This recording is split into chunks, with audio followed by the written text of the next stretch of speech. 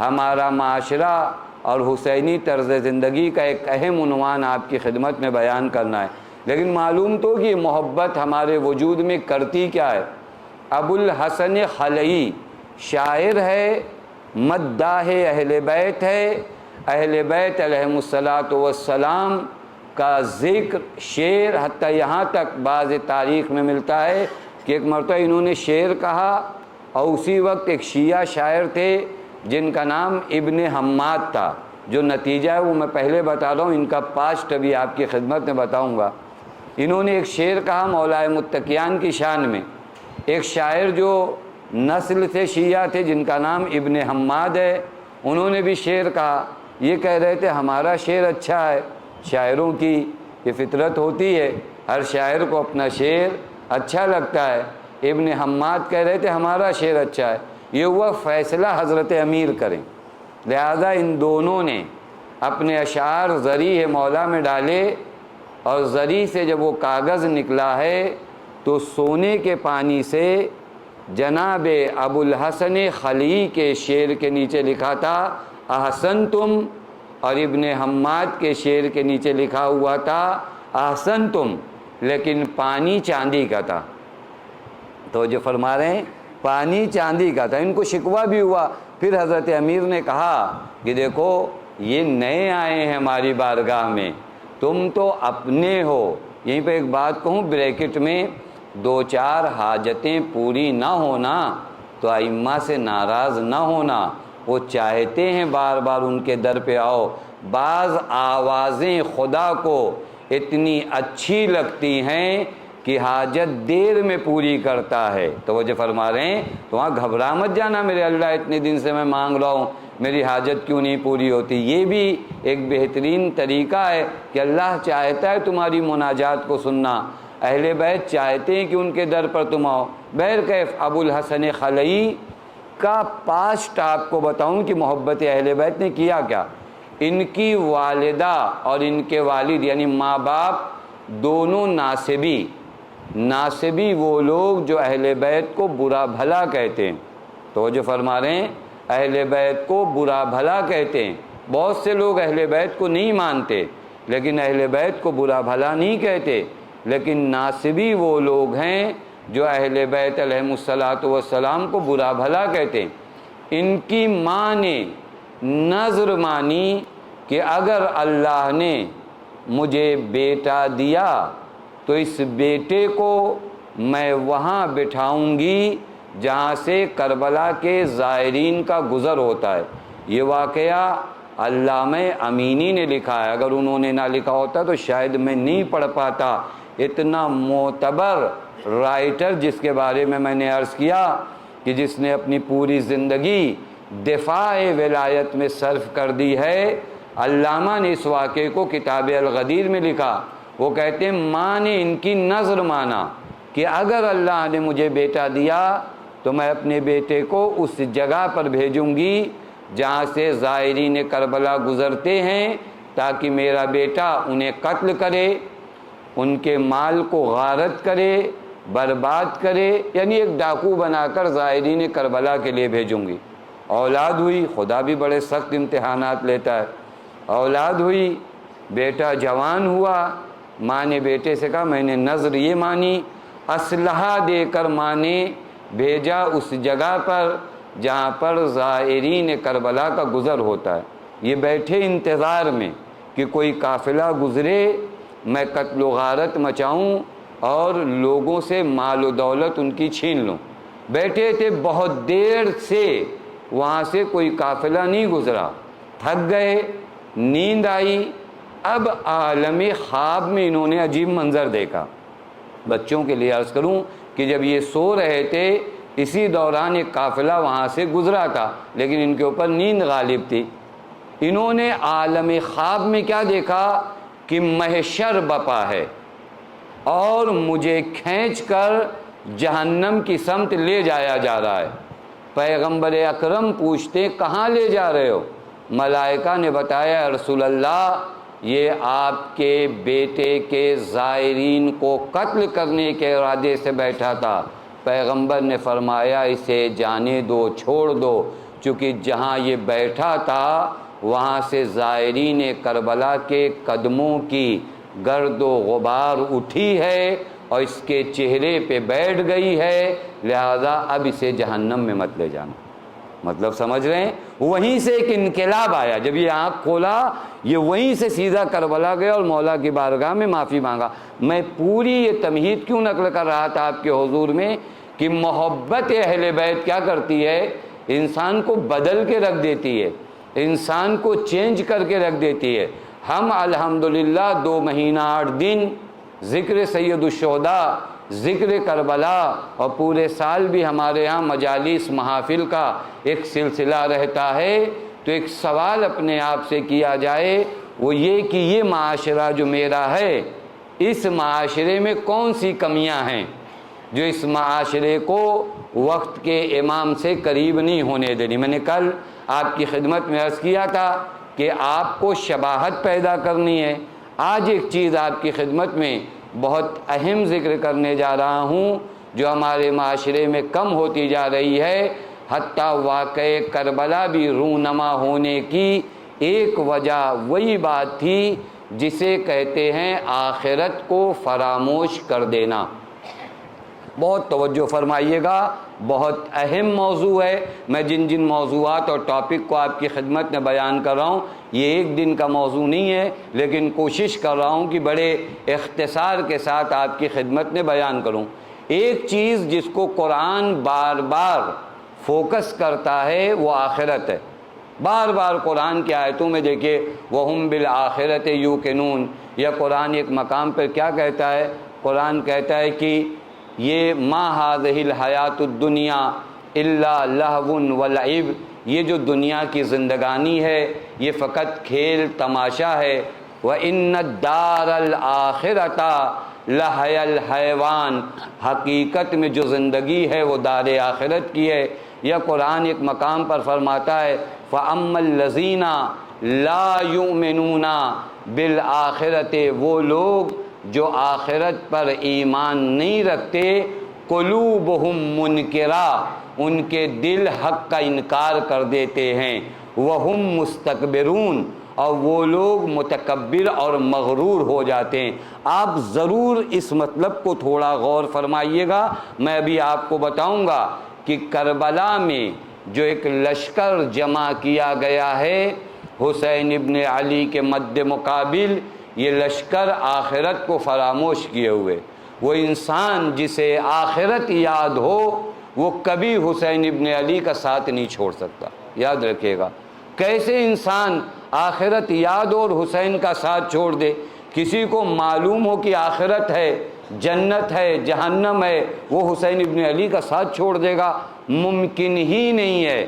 لہذا قرآن نے ایک اہم ٹاپک کو جو بار بار چھیڑا ہے اور جو بار بار آپ دیکھ سکتے ہیں قرآن مجید میں، ایک مرتبہ ہم لوگ سرچ کر رہے تھے، تقریباً 1/3 آیتیں قرآن مجید میں ایسی ہیں جو موت، قیامت، آخرت، بار بار قرآن آپ کو موت کی یاد دلاتا ہے، آخرت کی یاد دلاتا ہے، جنت کی یاد دلاتا ہے، جہنم کی یاد دلاتا ہے۔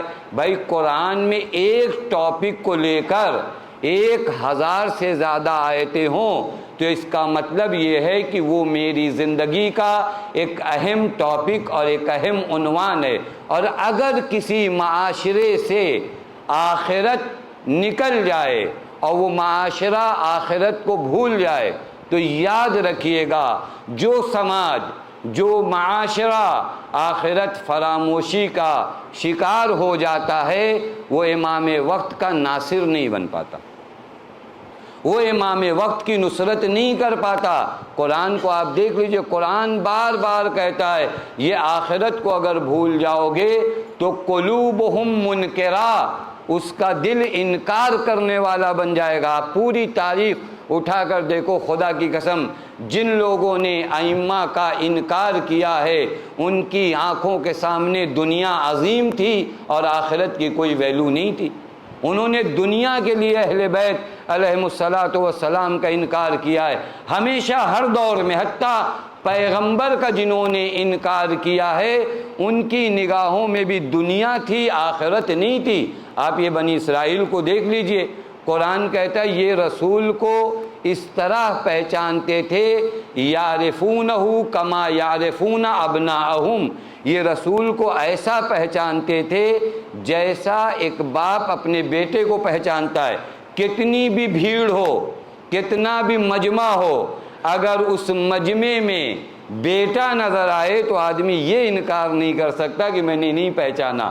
یہ رسول کو اسی طرح پہچانتے تھے، لیکن انہوں نے رسول کا انکار کیوں کیا؟ چونکہ ان کی نگاہوں میں دنیا عظیم تھی، آخرت بھلا بیٹھے تھے۔ بار بار یہ اہم بیماری ہے، خدا کی قسم دل کو لگنے والی بیماریاں آج عام ہوئی ہیں۔ آپ دیکھ لیجئے 50 بیماریاں ہمارے ظاہری دل کو لگتی ہیں، لیکن روح کے دل کو جو بیماریاں لگتی ہیں ان بیماریوں میں سے ایک بیماری کا نام آخرت کو بھول جانا، آخرت کو فراموش کر دینا۔ کہتے ہیں کس نے دیکھا جنت، کس نے دیکھا جہنم، کس نے دیکھا سوال و جواب۔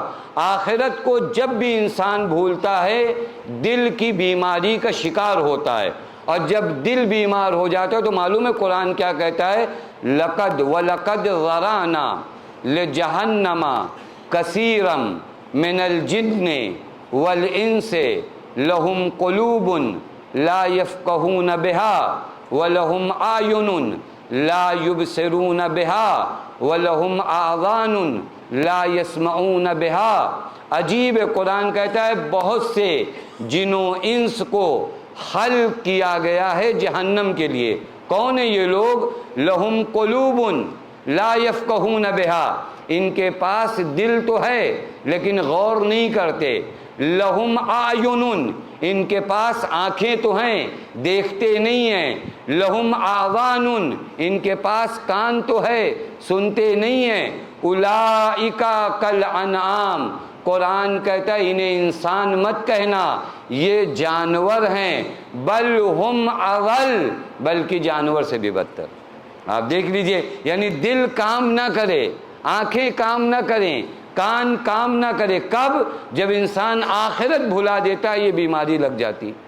جب بھی انسان نے آخرت کو بھلایا، کس نے دیکھا، کہاں ہے، قیامت کب ہوگی، آپ کو پتہ ہے، آپ یوں ہی بتا رہے ہو، نہیں، آخرت فراموشی وہ بیماری ہے خدا کی قسم اگر کسی سماج کو لگ جائے تو وہ اپنی دنیا میں ایسا مشغول ہو جاتا ہے کہ امام وقت اسے آواز دیتا ہے لیکن لا یسمعون بہا، اب اس کے کان امام معصوم کی آواز کو نہیں سنتے۔ یہ کان نہیں، وہ دل کا کان، یہ آنکھیں نہیں، یہ آنکھیں تو ہو سکتا ہے بڑا اچھا دیکھتی ہوں لیکن وہ دل کی آنکھیں حسین ابن علی کو نہیں دیکھ پاتی۔ حسین کی حل من ناصرین ینصرنا کی آواز نہیں سن پاتے وہ لوگ جنہیں دل کی بیماری لگ جاتی ہے۔ اور دل کی بیماری کب لگتی ہے؟ جب انسان آخرت کو فراموش کر دیتا ہے۔ اسی وجہ سے اگر آپ دیکھیے نا اہل بیت علیہم الصلاۃ والسلام نے ان کی تعلیمات میں دیکھیے بار بار اپنے چاہنے والوں کو آخرت یاد دلائیے، بار بار۔ میں روایت دیکھ رہا تھا، مولا امام حسن مجتبیٰ علیہ الصلاۃ والسلام، ایک صلوات پر محمد،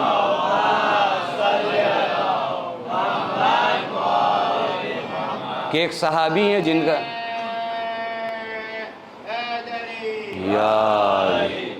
کا نام جنادہ ابن امیہ ہے۔